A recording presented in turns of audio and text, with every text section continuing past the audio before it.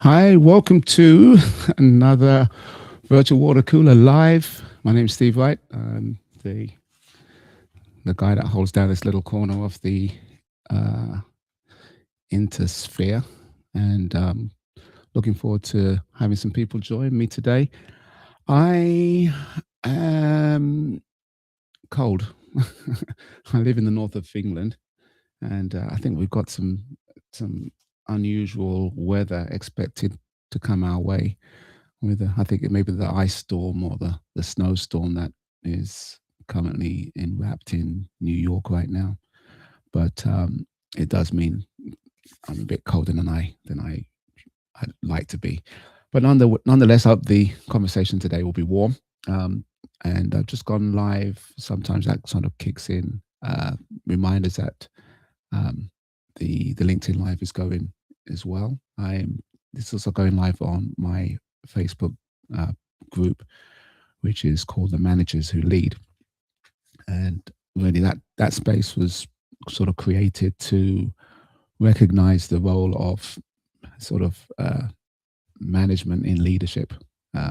Sometimes people think leadership is just the top level of a business, but all areas of our lives and organizations need leaders to show up. And it was a tip of my hat to those people in middle management or have people above them and report to them. I was in that role in IT for a number of years, and really just understanding that there is the leadership is a value and a skill that we can all grow into.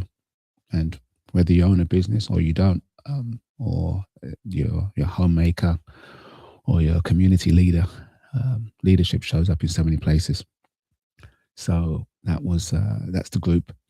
And here on LinkedIn, I spend a lot of my time um, really just sort of promoting a cohort group that I have that started last year actually, and it's been very insightful for me. It's turning my years into months, and that really allows me to sort of have goals that are positioned in just the right way, that have a long enough timeline to have adopt meaningful change, but short enough in a sense that I can sort of get my head around it and feel connected to the goal as we go along. So um, there's some methodologies that we use within the group, and would love to share more about that as well. But today, I think today my what's really on my heart right now, it's on my chest actually, is bringing awareness to prostate cancer. Um, it's insidious. A, a condition, an illness that affects. It kills. It's probably the biggest cancer for killing men, and um, and men of color in particular. We are twice as susceptible to the disease or the condition than other men. So it's definitely on my heart. It's been something that I've done various events and raised money for. And March tends to be we're on the cusp of March right now. March tends to be the prostate cancer awareness month. So there'll be lots of things going on and people advertising on sponsored walks and events and so on. So definitely want to bring some awareness to that. Um, Not just sort of giving it the nod, but there's actions that we can take. Um, Certainly, I've spoken about this before, and a dear friend of mine has been actually Robert Latibaudier. He's posted on this, so that this I'm not showing anything that he hasn't shared. And he was, you know, I guess, went to a doctor's visit and was checked for prostate cancer and had a biopsy done. And the biopsy just recently came back, and it came back as negative, as positive in terms of there was a growth, and he shared about that, and now he's um, looking at the options with regards to remediating that. Uh, he's um, I really respect his candidness around approaching the situation he finds himself in, and also it really speaks to a bit of a wake up call. There's actions that we, like I said, there's actions that we can definitely take. The first one is uh, get your blood checked and ask for the prostate specific antigen to be added in your blood check in terms of the things that they check for men. I had mine done last year now, and it was interesting. The nurse drawing my blood was not aware that a PSA could be part of the blood the blood measures that come back, and that was the key. If a nurse didn't know that, I had to come in and share that with them. Then that's a different situation. Whiskey's in the house. He's in the green room. I'm going to let him in. He's got a guest with him too. Here we go. Hey. Coach, right. I found a dirty little secret about you on the internet this morning. Not dirty, and it is little. It's on my arm. I know it's not heroin needle wounds, it's a tattoo. Oh wow! Why would you put? Why would you associate needle, the needle of a tattooist to a needle of a heroin? It's well, the location is oddly convenient Oh, for. stop. I mean, he's got a. I didn't. You didn't strike me as the type of gentleman to have a tattoo, and I saw that about 5 minutes ago in your sweat-drenched athletic attire, and I said, "Wait a minute, what is that? That's a little thing over there." I couldn't really make out what it was Couldn't. exactly. It's like Well, secrets to Great well, Britain's, ancient leaders or something. well. Welcome, Mr. Whisker. We know who you are. Let the audience know who Yeah, it says who it this. says right there It in the says right. tiniest little In I the, don't font. know why you put no, Cardi no. B. What is? I don't know. I can't even read that. Yeah. You have to say it. You have to say it out loud. What You is have it? you need to take out the magnifying zoom Meta AI glasses All and right, yeah, replace I got the to do ones you have. something on. I got to do something on that one. Can I see it from the uh, name and title edit? Um, featuring Cardi B. Love it. Hate Well, well, okay. We can definitely talk about the halftime show if you want. it. So this is Imani McLemore. She is Macklemore. it's McLemore spelled Macklemore. McLemore, pronounced Macklemore. We're coworkers, and we did karaoke one time where she was Cardi B. But they Nice. edited out her lines, and so it It was was just his me fault. singing. It was his fault. So the song was Guys Like You, Girls Like You. I already forgot the song, but it featured Cardi B. Yeah. But the thing was, he told the DJ to put on the clean version. I did not tell. Normally they put on clean versions of songs depending on the place. This was a restaurant, not a bar, so the karaoke was clean. And karaoke, Cardi B is not known to be a clean lyricist Oh, Yeah. okay. traditionally. So So they cut out her lines, but then a bunch of people screamed, "Where's Cardi B? Bring her back!" And so she came back on So, stage and yeah. she rapped. In nice. fact, she could show us right now what she did then. I just ran. That's what I did. Ah. I can't. No, I can't rap. I gotta get my dog. I can't even rhyme. Not even on the Dr. Seuss. So it's well, fine. well, welcome. So, what's your first name? Imani. Imani. Welcome, Imani. Great to Thank see you. you. And I'm sorry that you have to be featured with Mr. Whiskey, but there you go. I deal with him on a daily That- basis. So it's Oh, that's great. The tattoo is actually a I don't know. I can't really show it there. It's a ladybird. fine. So there's a I think like story there. anyone. There's a Did story. you say a behind- ladybug or a ladybird? Ladybird in England is a ladybug in America. It's the Oh, same I didn't know thing. that. They're not a bird. It's not a No, bird. but They both fly, but it's not a bird. So do airplanes, but okay. And right, you wouldn't. And hot air balloons And and airbug. any squirrel if we throw them and they have the glided wingspan. There you go. So. Yeah, flying squirrel doesn't really fly, but yeah, they glide. It's a gliding squirrel. Right. Yeah. But if you throw Sugar them with fingers. enough force, they can fly.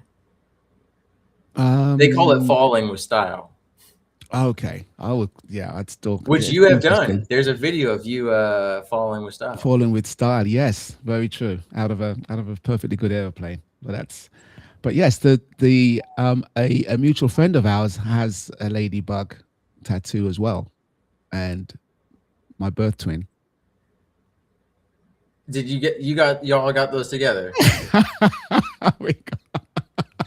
Look at that face. Like, Are you being for real right now, Steve? Or are you just jerking my chain? I don't lie, especially to That you, is Mr. Whiskey. true. When did you two get those? Recently? Well, it was an agreement. It was a pact that we had on our birthdays, and I got mine later than hers. But that mutual friend shares no tattoos with me or text messages anymore. So that's interesting. That's very interesting. Well, I will take this clip and share it. But I have three tattoos. Yeah. Well, that mutual friend and I will go get matching Godzilla tattoos that are bigger than your ladybug tattoo. So. There you go. Well, it's not a competition, Mr. Whiskey. Don't worry. It's not. We were both almost the sexiest men alive. So. But I got my first tattoo at the same time as my daughter, and she was keen to get one when she turned 18 in the States, and I was not really for it, and for lots of reasons that were primarily dogmatic as opposed to anything else, really, looking back at it, and I applaud her persistence, because it wasn't like, it could have been one of those moments where you go, well, because I told you so. You know, I'm a parent. You're not getting this done because I told you. And that doesn't really fly for a young adult, because you end up alienating or creating. And then she's going to get 3 tattoos instead. There you go. Well, and hey, Annie. Basically, my last ditch attempt was, if you're gonna get a tattoo, I'm gonna get a tattoo.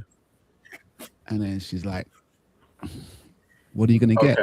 Right. Yeah, that reverse psychology did it. Yeah, it didn't work. But actually, I think, but looking back at it, I mean, she's got lots of tattoos now. She's a lot more ink than I am. Steve's eyes looked very approving when he said that. Tattoos are addicting. Once you get one, you gotta get more. I'm not gone down that rabbit hole as of yet, but my tattoo, the 3 of them. You can get a tattoo of a rabbit hole and make it very realistic, but I'm not going to elaborate further.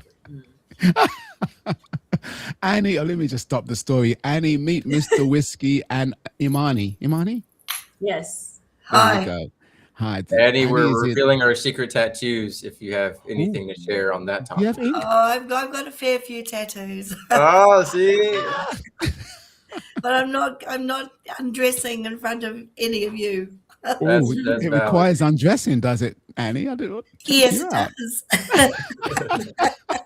It's a great start to the day. Some of them do. Well, I'll tell you what. Do any of them happen to match any on Steve Wright? And were they made in some kind of agreement that Steve is just so much better than everyone, or anything like that? Is it also Do you have a ladybird? Well, I got my first tattoo back in 1984. Ooh, back in the day when most artists wouldn't tattoo a woman's arms. So I had a little tat done. Well, it was smaller than that one. It was small. But I don't know what happened. I think he pulled the skin when he did it, because when it was finished, it was kind of a little bit squashed. It was just a little flower. So eventually I got it covered up with that one. But back in the day, I couldn't. Well, I'm from New Zealand. I couldn't get a tattoo artist in New Zealand who would do it. They just kept refusing. So when I came to England, I managed to get someone to do it for me on my arm. So patronizing. Oh no, you're going to regret it. It's like, well, I'll be the judge of that, thank you. And that was the first of many. Wow, that's interesting. I mean, I got mine later than that, but it's interesting to have a time whereby it was. I mean, it always carries a connotation of, I don't know. Right? How could you ever be so sexist that you would turn down money? Well, indeed, but that's how it was. And I started getting all mine long before they ever became fashionable. And then when they became fashionable, I was a bit pissed off about that because I thought, well, I did that to try and be different, and now everybody just wants to look like me. Ah, Well, Steve and I are getting matched. They're not matching. They require us to stand next to each other. On my calf and his calf, they're each half of a jump rope. So when we stand together, it forms the whole jump rope. Did you know about this, Steve? I just found out, and that sounds kind of scary with if I'm not standing next to Mr. Whiskey. But Well, actually, you it's know like- what? The day I stand next to Mr. Whiskey, if we are in each other's company and we are near a tattoo parlor, I will happily get myself inked with Mr. Whiskey. I'm saying that live, and I don't lie. I would definitely. Clip that. I would. I'm calling Yeah. Justin Workman right now. We're all gonna get tattoos that say, "Are we there yet?" Well, maybe I'll get the word "are." You can get "we," and then he can get "there." And Monty, you're gonna have to get "yet?" Question Yet. mark. I don't know. Why did I get the last part of the sentence? But yeah, I know, Steve. I was just telling people I gotta hang out with you. We're trying to arrange. I was telling people like we're trying to get this guy to the States. Can you sponsor him? And by sponsor, I don't mean like Visa. I mean, can you just donate money to him so he can afford the plane ticket? You know? Well, I There don't you have go. that same issue. I mean, he's only about 3 hours away from me, so I can stalk him quite easily, and I have You been. know, he used to stalk the streets of London back when he was a youth. He would wait. Here's what he told me on an episode of my podcast. He said, if you're a young man and you're in the streets of London, don't go to bars and buy women, drinks and stuff. Let everyone else buy their drinks. And then at midnight, 1 a.m., when the club's let out, you just wait and catch them on the outside when they've already drank, and you don't have to spend as much money to them. And they're going to say, oh, I'm so hungry. I had the munchies. I'm drunk. And then you just take them to a cheap burger joint or a British Waffle House. Words fail me. Words fail me. Annie, I mean, I don't know why this story sticks with this guy so much because. Well, obviously, you made that an incredible impression on him, didn't you? I told him that years ago. Right. He did. I had to spend a couple months in jail in Britain. He made quite the impression on me. I took his advice to heart. And then I took it to court. There's a book in there. Yes, definitely. There's definitely a great story thread in there. Oh my goodness, that's a great segue to Imani's been trying to start a podcast for 2 years, and by trying, I mean she has all the yes. But you said the name of it. You just said the name of it. Let me explain. Well, yeah, please, Imani. Okay, so I've been procrastinating. I don't need you to keep reminding me. That's exactly how you overcome procrastination. I know. So by having a 12-week year. The podcast is called But It Makes a Great Story. And pretty much what I am going to be doing is sitting down and asking people about their craziest stories, because everybody has a crazy story to tell. Even I do. I have several. I don't know if you want me to tell you one now. It's real quick, but with that face, you know it, because he's about to say it, I'm going to say it. I'm not saying anything. I don't know. No, that face. You saw that. You saw that face. No, it's fine. I don't know if Steve can handle some of your stories. They're a little intense. Okay. I've got tons of stories, haven't I, Steve? Oh, yes. This lady down here, she's a writer. So I would probably say this one's the most tame out of all the stuff that I went through. So out of 30 years of my life, like I went through a lot, but I would say this one's the most memorable, and this is a story I love to tell people. So I got paid $300 for my feet. So I don't know if y'all know that there are people in this world that have a fetish for feet. They exist, okay? And how this happened was, this was back in COVID. So this was 2020. And my friend, she was not anymore, but she was an exotic dancer. I wanted to be supportive, but when she called me and saying like, hey, I'm just doing this to, pay off some debt. I'm just getting in and getting out. And I said, okay, cool. I'm getting my toes done. And they were painted ruby red. No, like a scarlet red. That's important. So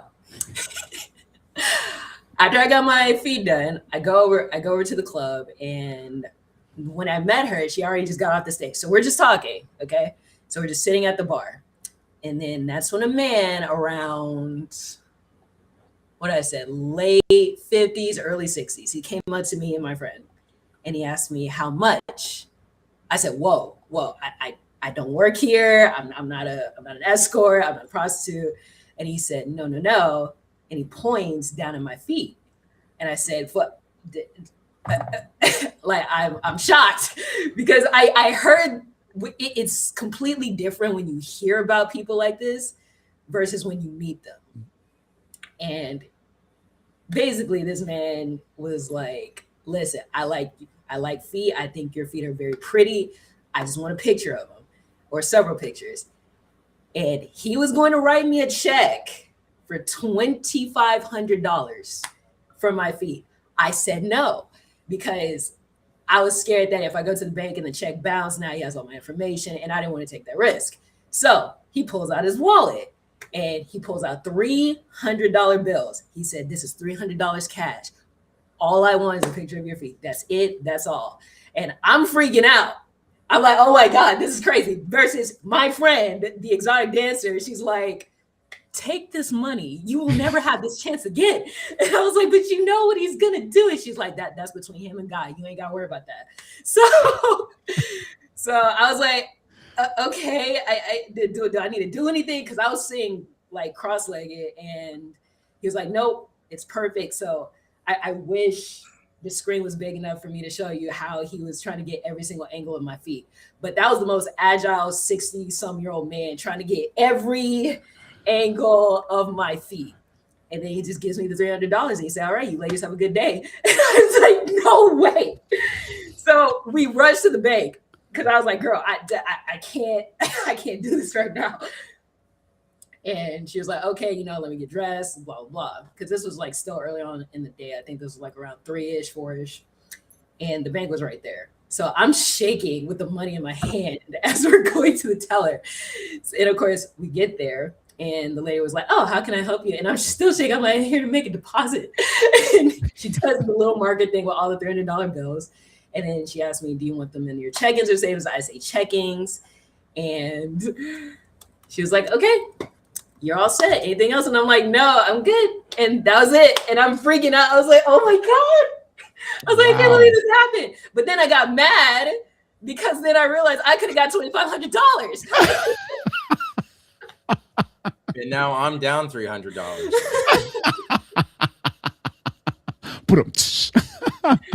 That's well. I'm glad we heard this first on the virtual water cooler.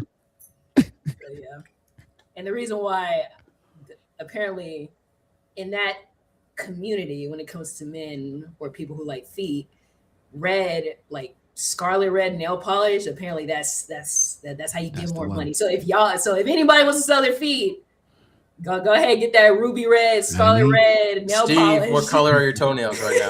I mean, you don't want to see my. I'm trying to help you. If you want to make $2,500, hey, it's just like the insurance companies. They charge you more for red. There you go. That's very much what it is. So that's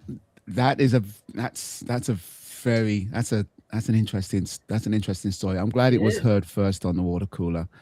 And so the title of your podcast show that is starting. When you starting? It was supposed to start 2 years ago. So it was supposed to start 2 years ago. I wasn't asking you, Mr. Whiskey. Right, exactly. So I've had this idea for a while because it all started with actually one of my former coworkers, but she's my best friend now.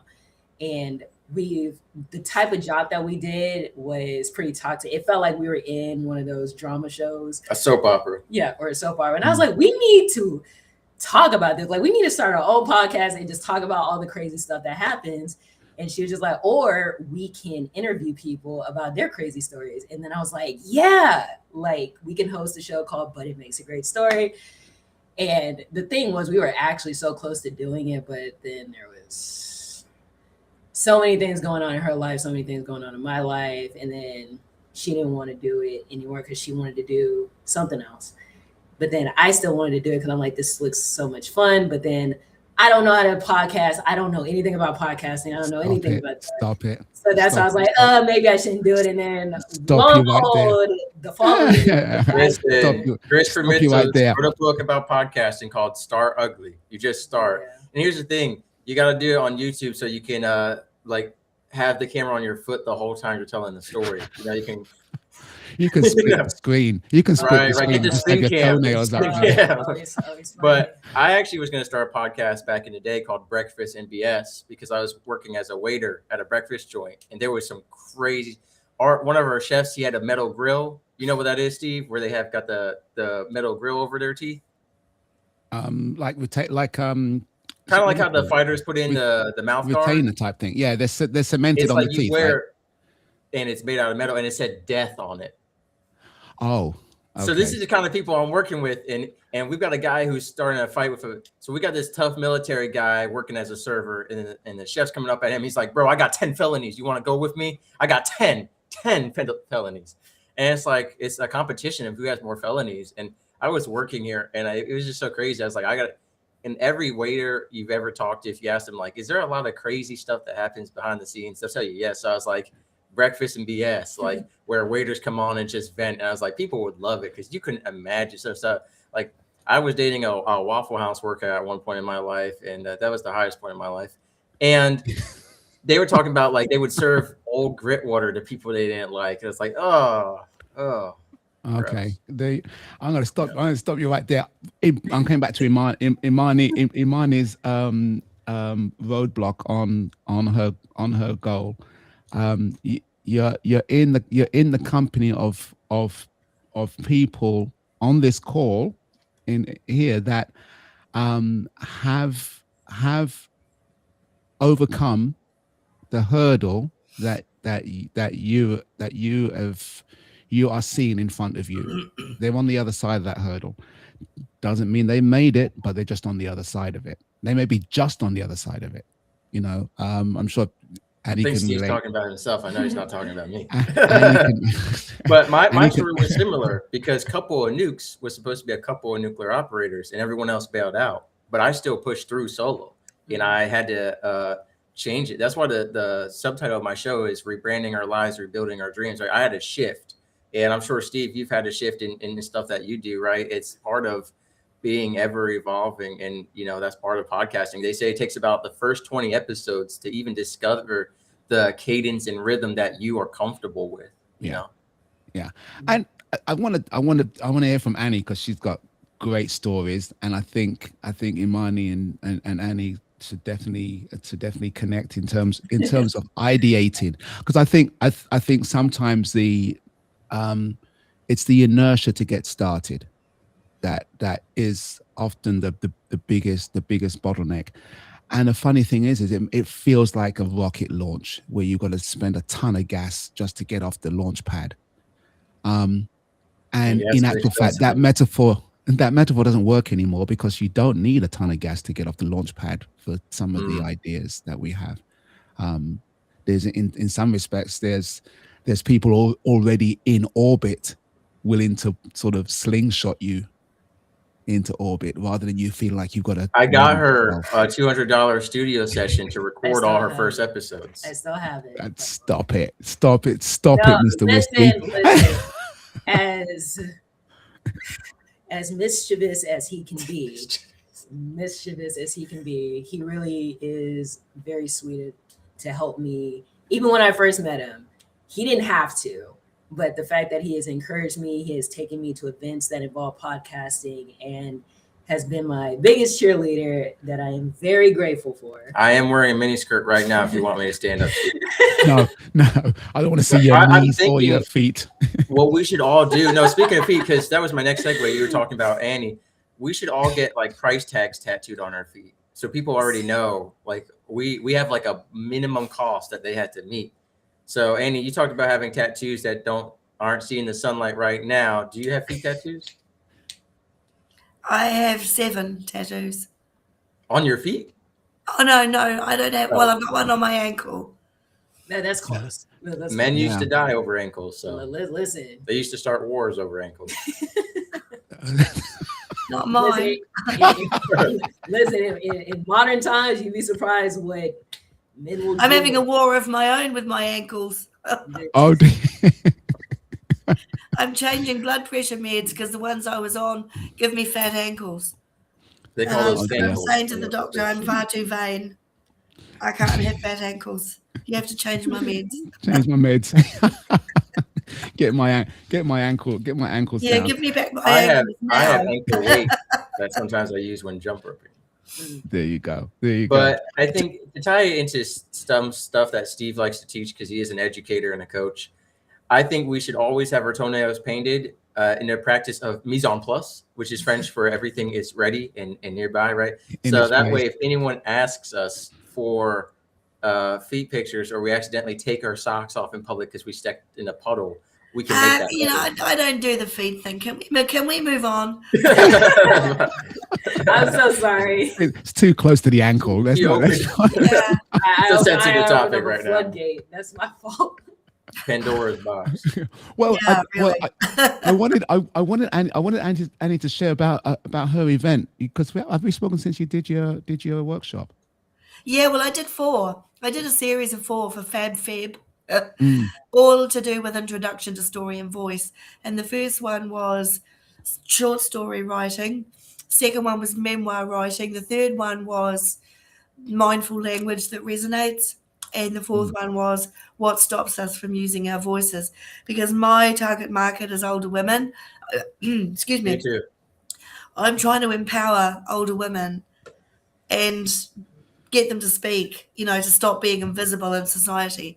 Yeah. So that was the introduction to that. And I did the last one yesterday, which was what stops us from speaking. And that seems to be the one that resonated the most out of all the ones I did. But they're only half an hour. They're just tasters that I'm going to be doing a proper full-on course later in April. So that was really just a precursor to that, but also to just kind of help me cut my teeth because I have my own podcast channel. And that's, like you say, Steve, it's the springboard and you getting the traction, getting the followers. I'm still in the process of building that. And I've been laid up with a chest and lung infection since New Year. So I haven't actually been able to speak properly and still can't really while that's clearing up. But I've got a load of scripts. I want to start getting back into the podcasting. But it was a pretty big leap of faith to start doing that. I'd never done anything like that. And just to kind of start, I hid behind pictures and didn't show my face for the first dozen or so until I did the car karaoke one. And I thought, well, gosh, if they've heard my voice, they can, and they're still here, they can stand my face. Because it was a horrific podcast. Car karaoke. Oh dear. Jody, it was Jody that dared me to do that. Jody Rainsford. He dared me to do it. So I thought, okay then. Wow. And that's sometimes all you need is a little dare, a little dare, a little incentive. I would love to have a podcast chat with you, Annie, just to kind of have that synergy. The one-to-one thing like podcast has been, it's really Dude, just not gonna let this one finish. It's we went to say the same exact thing. Yeah, it came about by having those conversations, those meaningful conversations. Primarily, I was thinking more of in the sort of psychology of the conversation and also the context of work. Yeah, it was the one-to-one is for me it was a daunting discussion to have in the workplace, either to be the recipient of a one-to-one with my manager, or being the one sharing a one-to-one with someone who reports to me. And both sides have a different sort of aspects to it in terms of not fear, but they can bring up sort of emotions. And like you said, how do you show up and being somewhat fearful? I'll use the word, although it's a bit strong, fearful in terms of how you're received or interpreted, or your reputation, how you're perceived in those sort of contexts. So that's really the start of the show, and it's very organic. And Mr. Whiskey's episode was a lot of fun. All of them have been a lot of fun, very loosely scripted. But you've both got great stories, and I think even if I've never been on the one-on-one thing officially. You haven't? Well, I had You one with you interviewed last me year, Steve. Was for- it last year, or was it a little? Oh. Maybe the year before. What's that? We had a one-to-one. You did a podcast. Yeah. with me. Oh, yes. Did I? Yes, Yeah. I did. Yes, It I was did. quite Yes. a while ago, though. Yeah. Yeah. Well, I'm The coming thing back. with I'm you and coming I, back. Steve, Coming was back on around. Facebook. You got more content. And then You Mr. and I Whiskey, if just I've met never on done. Facebook. It was part of ENTV Facebook group or something. Oh, that's how we met. Me. That was how we met. I've never actually been on the one-to-one thing officially as a guest. Okay, then. Yeah, we have talked okay. about getting that scheduled, and I've had you on my show twice, so I've given you multiple opportunities. Okay, then I will. I apologize. We had agreed to wait. We were going to do an episode together while skydiving because, people have done car podcasts and airplanes. We wanted to take it to the next step and fall with style while, giving information. Well, we'll get. We Well, need good microphones for that. I will say that much. Say it again. We're going to need really good microphones if we're Oh. skydiving podcasting. Yeah. I think the next best thing we can do is actually just have hot air balloon. we'll agree on the green screen background, and we'll share. It'll look like, and And I will it's- tie ropes to my ceiling so it looks like I'm falling during the You flight. and me should meet somewhere halfway between where I live and where you live, and we'll just do it in the pub. Oh, I've got it's a lot more. Do you do live podcasts, Mr. Whiskey? Oh, no. Live podcast. Well, it's just more Not live, audio. but I will record them in person and then release them. So I've done in person, but not live. Live streaming has its own difficulties, especially if you're like some of my in-person ones. We've been outside at places and we've had to change locations and this and that. Yeah. So we put it all together. The first in-person episode I did, it was on riverfront in Norfolk, and it was like 40 degrees and a cold wind, and like my fingertips were blue by the end of the episode, and we kind of cut it short because I was like turning blue. It was like we gotta go. So, but it's really neat to be in person. Yes, I would love to do it in person. The one interview I did in person was the interview with my mum, because she was here.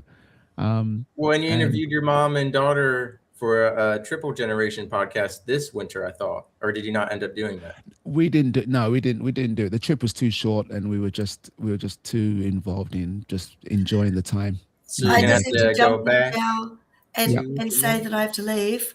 I just Yep. popped in to say hi, but I have to go. Oh, again. thank you, Annie. Always I'll a pleasure. catch up with you soon. Look I'll up- send look you a up the- message We about look something I've forward- seen you, Steve. The Okay. other 7 Thank tattoos. you. Bye. After those ankles. Oh dear. The feet. So- She had to so- run. we got to go back, Steve, because I think we got cut off. What was the tattoo you got with your daughter? It was a crucifix. It's a cross on my chest. It was. Is it over your simple. heart? No, it's on my pec. It's not one of Thank those. you. No judging. It's not one of those strange nipple tattoos, is it? No, Okay. it's a simple kind of Roman cross. It was actually, it's funny because she had a more ornate tattoo, a hummingbird. It's very pretty. I mean, and she had researched where to go and get it done. And we found sort of a tattoo shop that does a lot of sort of native art. All the guys were like Samoan and had a lot of sort of some tribal inking. So it was great. Nice atmosphere, very proficient. It was a nice vibe, actually. You know, it's not what sometimes you think, oh, don't get a tattoo. You're going to be in some back alley and it's going to be someone with a dirty needle. And it's all, you know, you build these things just trying to turn people off from it. You know, that's I love my tattoo artist. Dad role. He's a great guy, but he kept pausing to show me stuff on YouTube or political clips. He was like, loves talking politics. And he kept stopping the tattoo to show me stuff online, which I didn't mind conversating with him, but it's like, can we not do the stop? Yeah, you know, like it's especially once you get out of the rhythm and then he goes back, it's like, oh, I had kind of gotten used to it. You know, that was the worst part. Yes, get it done. Get it done. My first tattoo was 6 hours straight or more, and it was my whole back. It was 75% of my back, and everyone walking in was like, "This is his first tattoo. Kid's a beast," you know, because I had my whole back was getting done. Wow. Yeah. Wow. That's a lot. I mean, yeah, but I wanted that one for over 4 years. You know, they say typically 1 year is the minimum you wait and see if you still want it. And I waited 4 years. Yeah. And so, yeah, after that point, it was like, we're going to do it. Yeah. That's one thing. You definitely have to want a tattoo. Don't be too impulsive on permanently marking body. Serving in the military, I have seen and come across many drunken tattoos on people. And the one that just like the example that comes immediately to mind, there was a gentleman I served with. It wasn't a gentleman, he was a jerk, but there was this guy I served with, and he had the incomplete outline of Bart Simpson's head. You know, you ever see the Simpsons adult cartoon? He goes, "I've never even seen the Simpsons." I said, "What? Excuse me? What do you mean? You have the son's face tattooed on your thigh?" Wow. Yeah. Never seen it. There you go. Mean, I would never get like some character from a show I don't know tattooed on it. That character could be a pedophile or a murderer or a creep or like nothing at all like you. Why would you get some random character tattooed? Like I've never. I know you've looked at like they do like here in America they do a lot of like pop-ups like they'll do tattoo festivals and other days where tattoos are super cheap or they have small little ones. You could they even have like, for lack of better words, like a gumball machine where you can put coins in and get one. Yes, I've seen them. Yeah, those are water ones. You could just put it. No, some tattoo shops have real ones. Oh, really? But they're like a cheaper price and they're some people don't care. Pick from the list. I think, I mean, that's marketing just to kind of get, like you said, it's a slippery slope once you've overcome the sort of the threshold of thinking it's going to be super painful or it's, you know, all of those sort of barriers. The first one was very simple. No, it was he did it. He took about 2 hours for my daughters and he took about 15 minutes for mine. And he wasn't even gonna. Not really. Anyway. Yeah, I mean, because I didn't give mine as much thought as hers. I just used it as the example of saying, well, you're gonna get one, I'm gonna get one, and then so I like it. It's inoffensive and it's obviously covered. It's on my chest, but the second one I got, I thought about and designed it, and then I had my other daughter, the artist daughter, actually draw it for me. So it's her design, and that's on my arm here. And then you got a couple tats that I didn't realize. Yeah. Then the third one was with my birth twin. We're born hours apart, basically, in different parts of the world. But countries. Yeah. And then I do have a plan for a fourth one that I've been designing. Like you're drawing it yourself? Yeah. It's a memento mori, the stoic philosophy of remember we die. Yeah. So you want to say stoic, and I heard stove. I said you're getting like an easy bake oven tattooed on you. No, stoic. But yeah, just remembering our mortality, which is so it's going to be like a chiseled Greek statue of yourself. No. Okay. It is. It's actually it's based on a coin. I think there's a few. If you Google memento mori, a lot of the themes come up. It's the tree of life and the skull, Yeah. representing death. I was about to say most people usually get the skull with the memento mori. Yeah. It's important to have both. Memento vivere is the other part, is the other side of that phrase, which is remember to live, because we die. So it's not morbid. I don't hope people don't think I'm just gone down a dark rabbit hole, but it's important. As long as it's knowing not a that- dark rabbit hole tattoo. Yeah, it's not just a hole on your arm with the hind legs of a rabbit. Oh, it's not for your arm, Steve. You know where the tattoo goes. Imani, save us. Yeah, see. Well, actually, when y'all said Dark Bunny, I was thinking of the movie. What was the movie? Darko?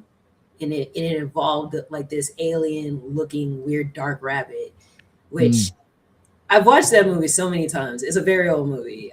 Yeah. And to this day, I still don't know what that movie is about. Well, I think isn't Britain famous for a killer rabbit? I It's, think that was it's one of they those put it into surreal Minecraft. movies that you gotta watch. It's called Peter. Darko. Darko is something Darko. like that. But yeah, it involves a dude in this bunny costume, but it's like a real weird looking rabbit. And there's something to do with time, like time traveling and all that. That I don't remember. Like I said, I watched that movie so many times. I still don't know what it's about. But I do remember that bunny. So when y'all said that out, that was the first thing that came to mind. The Darko bunny. I was thinking of the Alice in Wonderland, but Yeah. there you go. That's- Alice in Wonderland. Well, yeah, that's And- why where you get the tattoo, you're gonna have like a pocket watch chain kind of flowing out of it. Yeah. Yes, yeah. He's got a waistcoat. He's got his hind legs and a waistcoat and the. That's a pretty, Right. pretty You good just don't want it to be a white waistcoat, otherwise it looks like you might have a piece of toilet paper stuck in the rabbit hole. I don't know where to move on to. The water cooler, Imani, the water cooler is very organic. Right. I see that. I don't. I But it is don't. me, I don't. Southwest. I don't come up with a theme. Although, like I said, I did start the sort of the monologue with a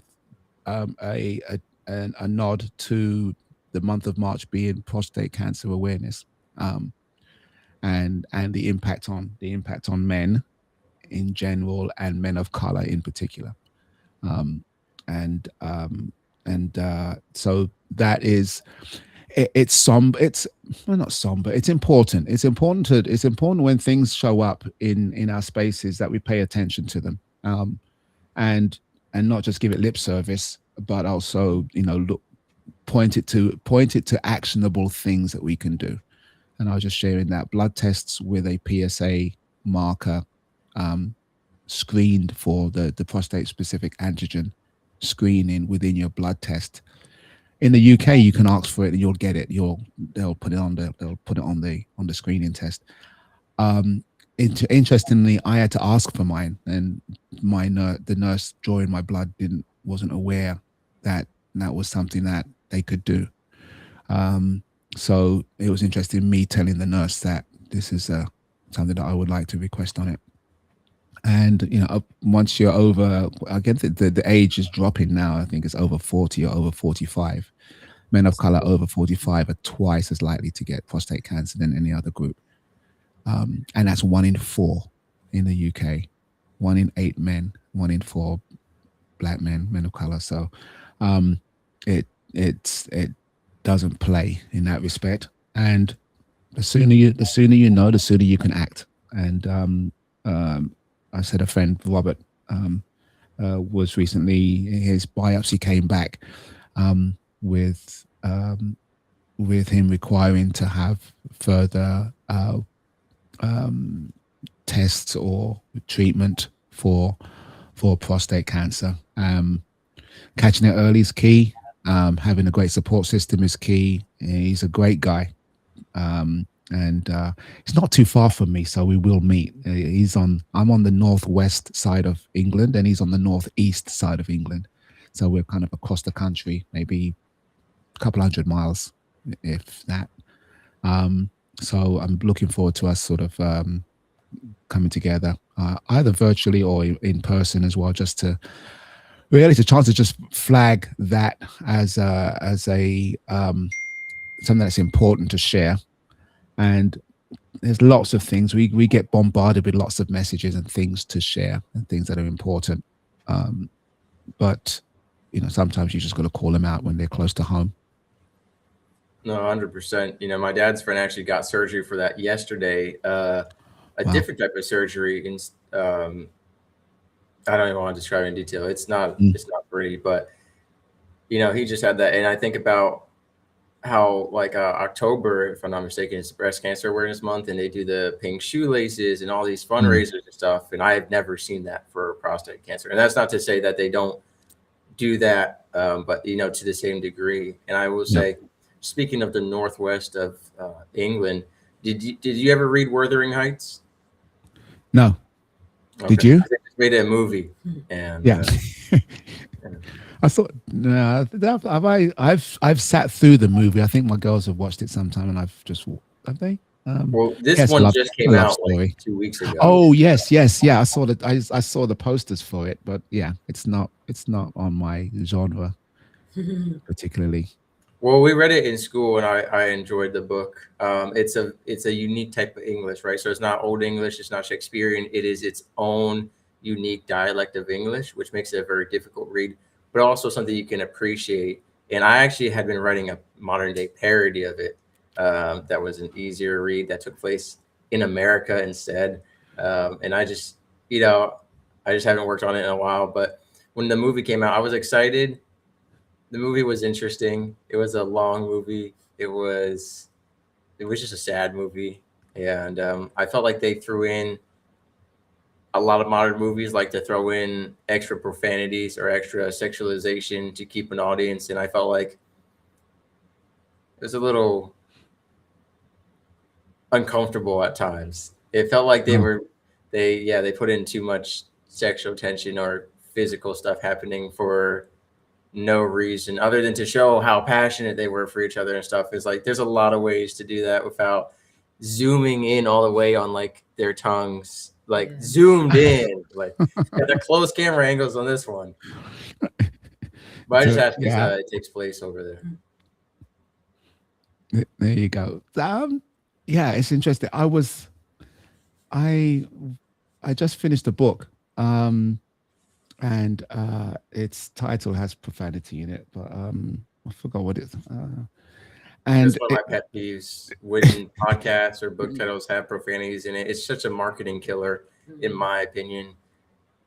You say this as I have a book that has profanity in it. Well, to me, it's like you lose people who would market it otherwise because it has profanities in it, and you also attract some people as a result. But I think you gotta think about reputation and public news forums and stuff. Oh! Do you see what it is? What? Wait! Do you see what's? Was that whiskey shot that did it? No. Imani has cats that destroy. Oh, stuff, is that whiskey? Oh, whiskey shots. See. I can see whiskey shot there. How do I?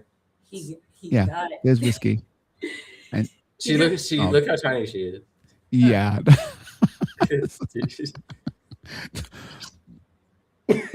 Bless her. She looks like a stuffed toy. She really looks like Bless her. I gotta say, you alongside your cowboy hat, your dog. You got the iconic brand markers there. Yeah, she has a cowgirl hat, but she refuses to wear it. She'll just throw it off her head. So rightly so.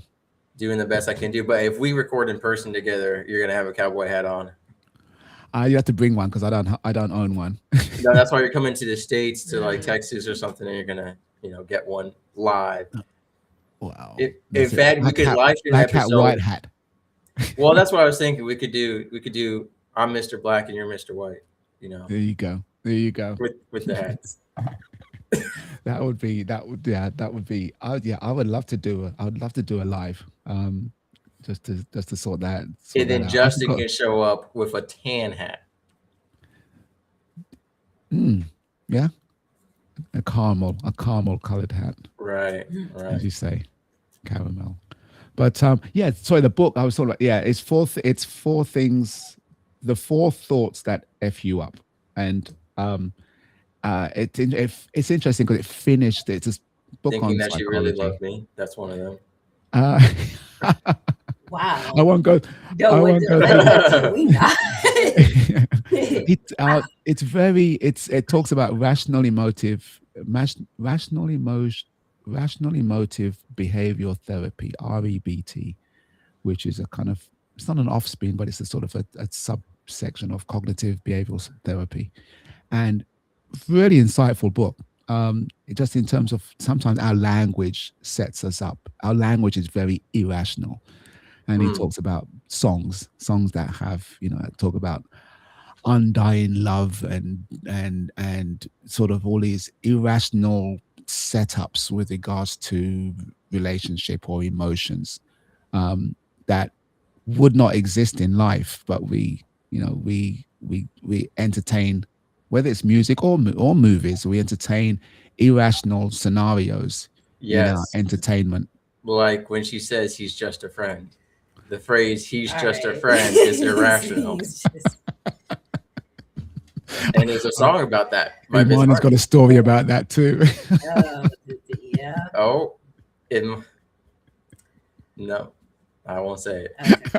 It's fine. It's fine. Imani's past relationship failures were just a result of the career choices made by her partner. I love how he speaks for me.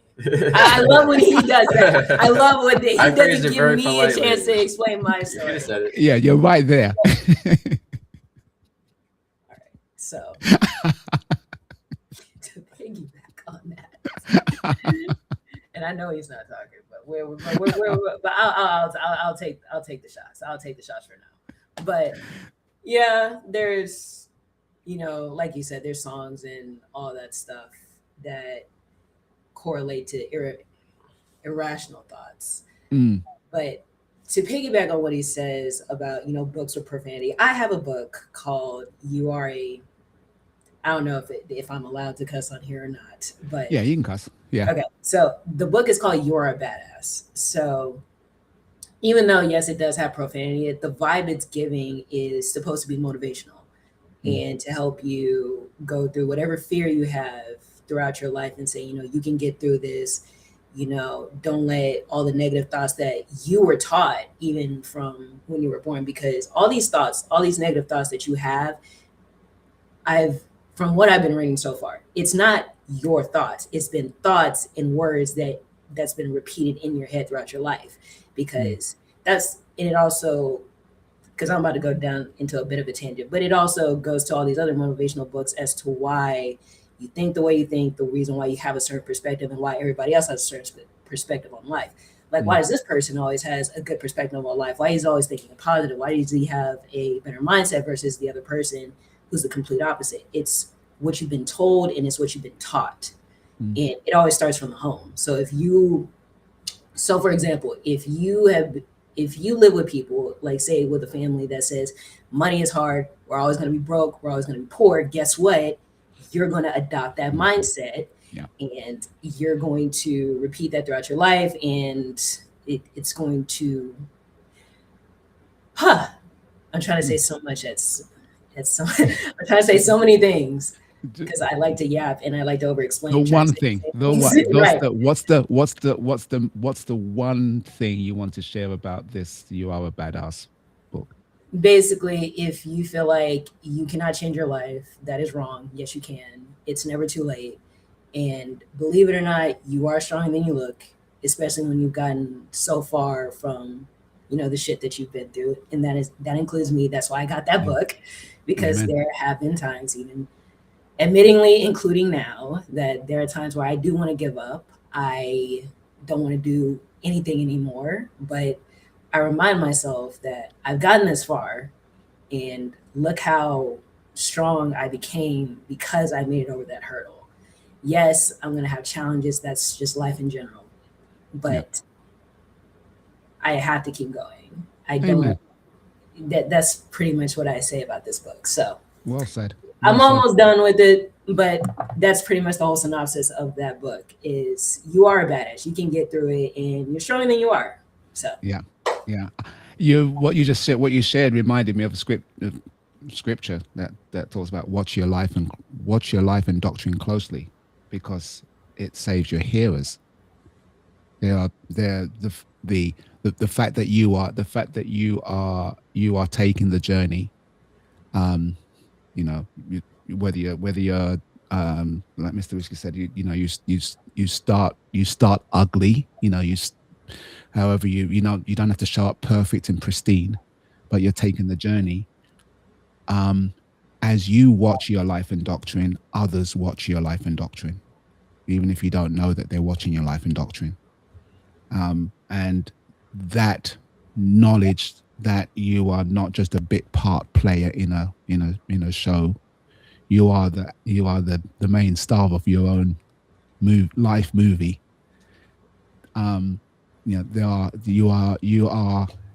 You have hearers, you have seers, and that's important. So, well, Steve, on that note, what would the movie about your life be titled and subtitled, or that guy? That guy. Yeah, it'll be that guy with an exclamation mark, and it'll be the exclamation mark could be like my pronouns are that/guy. That guy. Wait, and they go, yeah, I heard someone turn his life around and went from being an IT manager to a top performing cajon player. Where is he? He's over there. That guy. There you go. Okay, that's good. That was better than my suggestion for you. What was? Oh, you don't suggest. Don't. Yeah.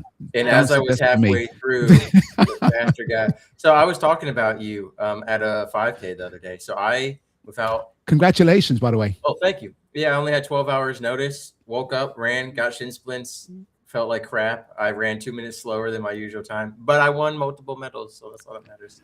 And it's all about them. It's all about the bling, right? Right.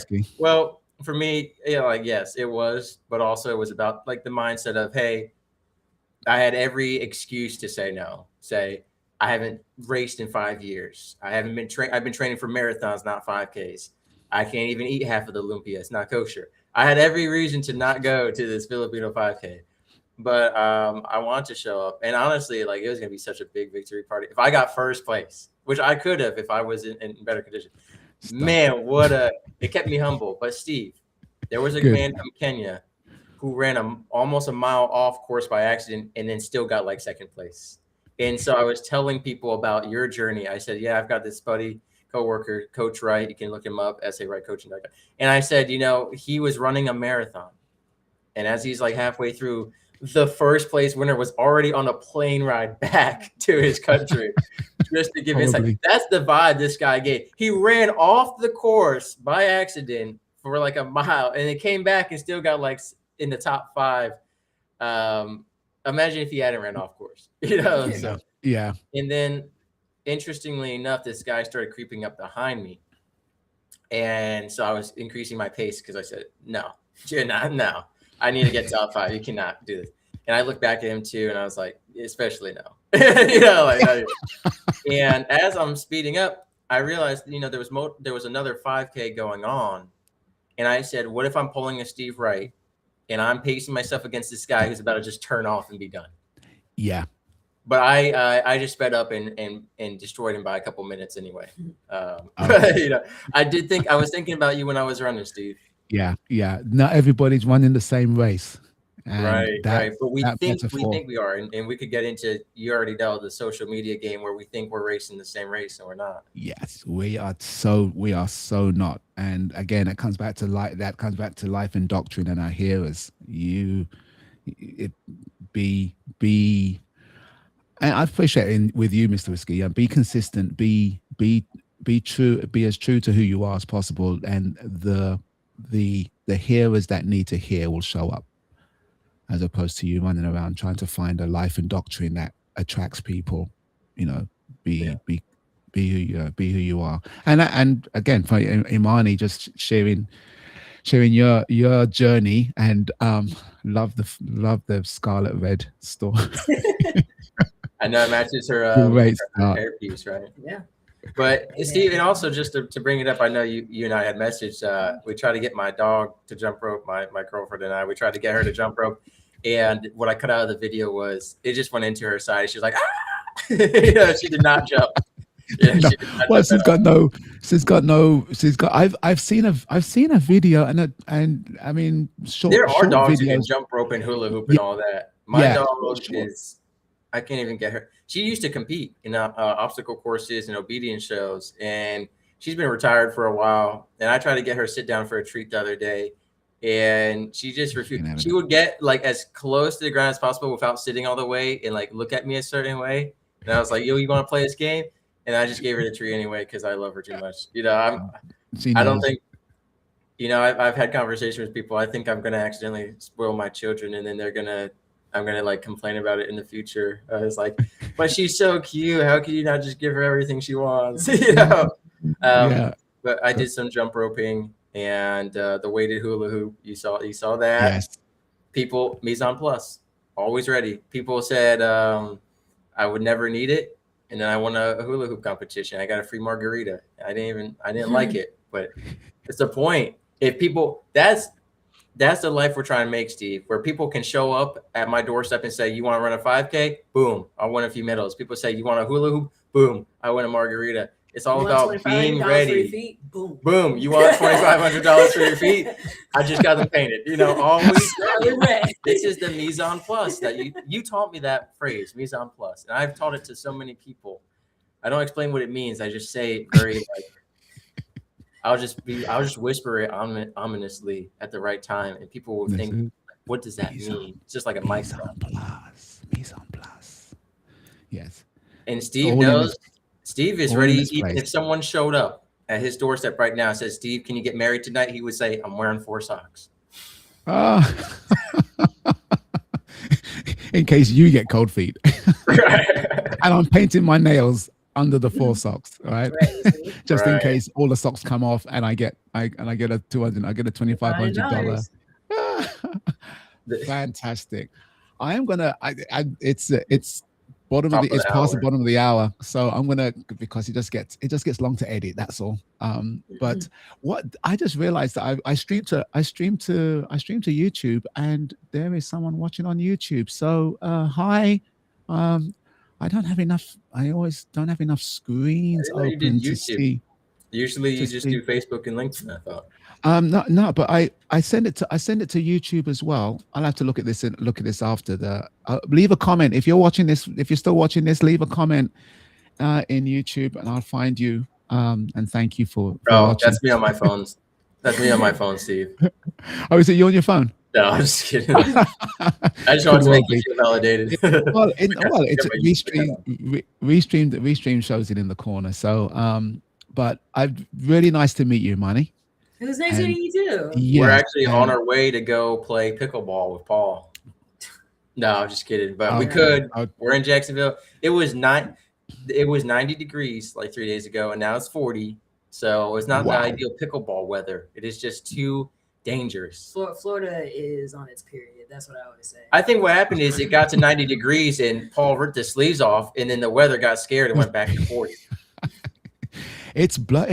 We're expecting some of that snow. I think that's been hitting New York. Apparently, my dad's up there in New Jersey. They got like 3 feet. They got like 2 feet in a day. So, yeah. For those that are facing that, I know I've got an aunt in that area. Yeah, no power at all. She is in the city. Yeah. And she posted from her window. I'm like, when is this? It can't be February. You got cars, 6 inches of snow on a car. Couldn't believe it. But yeah, it's coming this way. The store is open for anyone who doesn't have power. If you want to go over there and podcast, charge your phone, whatever else, he has an open door policy. There you go, Mr. Whiskey. Always. I know it's been a few weeks, Steve. We had so much to catch up on. I'm gonna try to catch you next week because I go to Japan for all of March, basically. Wow. And if I want to record with you, it will be 1:30 at night. Okay. Or 1:30 in the morning that I will have to wake up to hop on with you, which I might try to do. Well, we can certainly set up something for a one-to-one thing in Riverside, and we'll get that. We'll address the podcast. Put on my suit. The buckle. Be serious. I would love to chat to you from Japan. That'd be awesome. What are you doing out there? Be in Jamaica then. We got to call it from Japan to Jamaica. That's a plan right there. That's a plan. We can talk about Japan to Jamaica for sure, because it's Jamaica and Jamaica. Yeah. It's great having Imani actually express the emotions that I feel internally. Like, I just show it. There you go. Like Steve said, he just laughs at everything I say regardless. I mean, would be a great girlfriend if you were not a 60-year-old man, 61. You see? Yeah, again. But that's the best kind of girlfriend. Laughs at every joke you make, regardless if it's funny or not. Okay. In fact, my girlfriend has a joke for you, Steve. And she said next time she comes on here, she's going to share the joke with you. Okay. Please. Yes. That would be good. I'd love to hear that. You should prepare one for yourself, just so you aren't left speechless. I should. Maybe I should. Give us one right now if you do. I don't. I can't. I'm not. I think things I find funny aren't necessarily things that tickle me aren't necessarily funny externally. In terms of me sharing a story. So I'm not a good joke teller.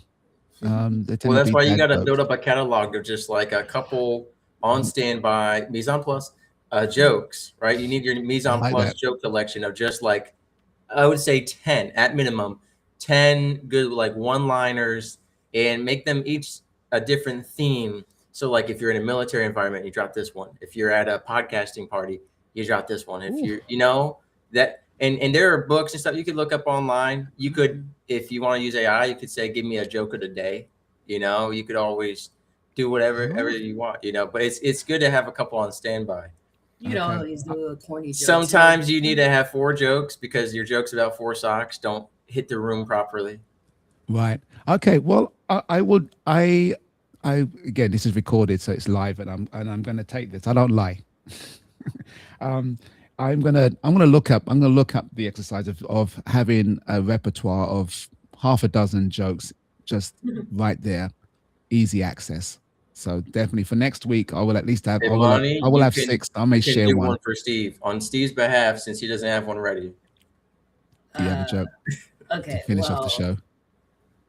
That depends. Do you want to hear a clean one or a dirty one? It has to be funny.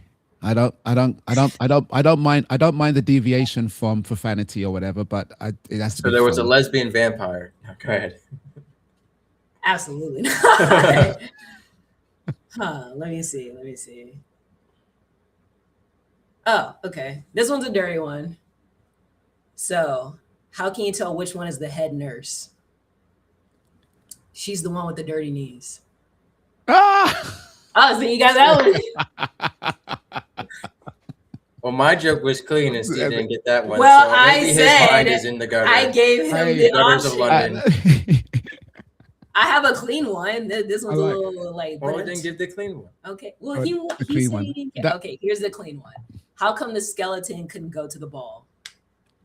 Because he had nobody to go with. That's you see, and that is interesting. Well, we're gonna drag on for another few minutes. Read Edward de Bono's book on lateral thinking, or look him up, because he talks about the power of humor in terms of shifting our perspective on something.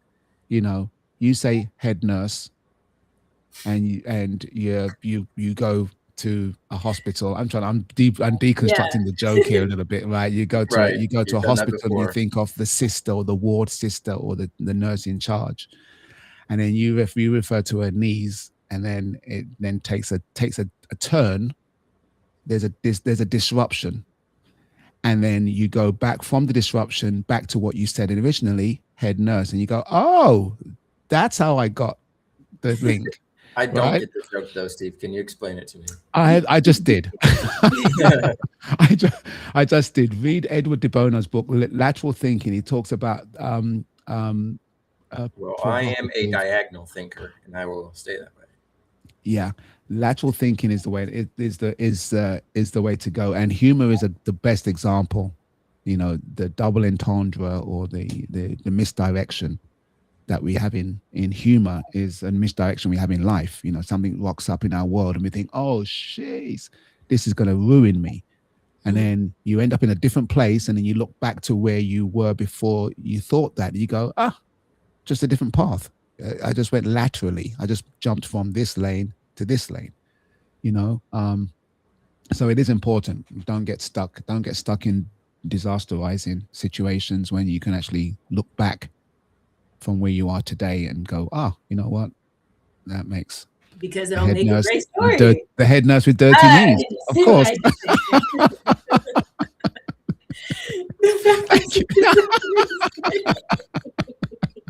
So a man. Wow, he's not going to acknowledge that. Wow. Okay. So a man is walking along the California beach, the California shore, and he's walking with God. And God says to the man, "You have been a good and loyal, faithful servant. I'd like to bless you with a gift just for you." And the man goes, "Well, God, to be honest, I have a fear of flying, but I've always wanted to go to Hawaii really badly. Could you build me a bridge from Hawaii to California?" And God goes, "Man, it'll take a lot of workers, a lot of materials. It's not very practical. Is there something else?" And the man goes, "Well, I've had 3 divorces, and I just want to know what I'm doing wrong. And these women always say I don't communicate, and I don't understand. Could you fix that?" And God goes, "What kind of bridge do you want?" I knew that was going because that's a good one. That's a good one too. Head nurse is better. Well, if you want a joke along that lines, how do you know which? Go ahead. How do you know which prostitute gives the best head? By word of mouth. Oh, okay. Now we've gone down a at least I gave you a choice. I gave you a choice. Mr. Whiskey said it. I'm not in. I'm gonna if my account gets shut down, I'm jumping on yours. Okay. Thank you, Imani, Mr. Whiskey. A pleasure. Great to meet you. It's a pleasure to meet you. And See, we were fine. We were fine, and you brought it back up. Well, that was my lateral thinking. I brought it back. Okay, that's okay. Humor is the best medicine. And Whiskey, let's catch up virtually, either when you're in Japan. We can work out the times. I'm a late bird. We can get you a morning, my nighttime or something. I am gonna I'll zoom you from Japan when I'm with your birthday twin getting Godzilla tattoos. So we can do that. That's awesome. Okay, thank you, Annie, for joining. We rock up in this space. It's a water cooler, no agenda, bad jokes. Sorry for the profanity and the lewdness that we went down, but we haven't heard that word in a long time. When life serves you lewdness, you ... you make something out of it. You build bridges to Hawaii. Yeah. A lot easier. Okay, thank you, everybody. Thanks, Mr. Whiskey. Thanks, Imani. Great to meet you. It was nice to meet you too. Take care. We're out of here. Have a great week.